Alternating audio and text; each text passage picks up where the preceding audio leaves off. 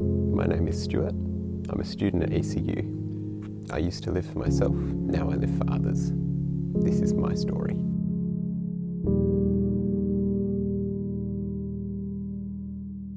So I grew up attending church with my mum and siblings. Mum would take us every Sunday. As young as 7, I made a statement to that church that I wanted to be a Christian. But I was still a child. I wanted things that made me happy, things like toys, video games, books. I wanted to do things my own way, especially when my parents had a different plan. I was living for instant happiness, entirely focused on making myself feel good and avoiding whatever made me feel bad. As I grew up, I began attending some Christian camps in school holidays with other kids my own age, some Christian, some not, but all the leaders were Christians. As I got older, I was able to see just how good the community was that was formed on these camps. And I came to see that it was because these leaders were all caring for one another and for us campers. Even if they were tired and had a lot to look after already, they were always willing to help out, to look after one another and to care about us. They were loving people, even when it got them nothing in return, and it just produced this incredible community.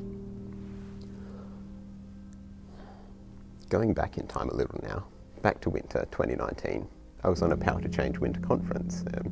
At first, I didn't want to be there. I tried very hard not to go. God had different plans, and I ended up there. See, since beginning to slowly see how God loves, I was able to know that I wanted to help people to know God, know Him more deeply and wonderfully, but I was also afraid. Going out to talk to people about God, that was scary stuff, and so I was never going to actually do it.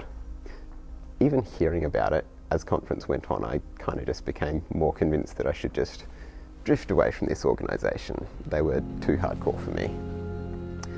Come now the second last day of conference, we're going to do outreach, and I'm to drive some people to where they're starting outreach and then do some outreach digitally myself. God had different plans. It started pouring with rain, and now we're all doing digital outreach based at the campsite. I made up a graphic, gave it a name, shared it around on social media, and somehow God changed my heart. I still don't understand how, but the next day I ended up signing up as a movement builder, a student leader with Power to Change. And since then, my faith has been challenged and grown, built up and fortified in ways I never would have expected. God knew what was best for me, even when I was terrified, and that was to take greater steps to sharing His good news with others. I would say I grew up a Christian, but always growing, little bits being added on. Over time, my mindset has very much shifted. Instead of just thinking about what's good for me and good for the people I like, I'm able to care about what's good for even people I'll never meet, giving up what might seem good for me to provide something good for them.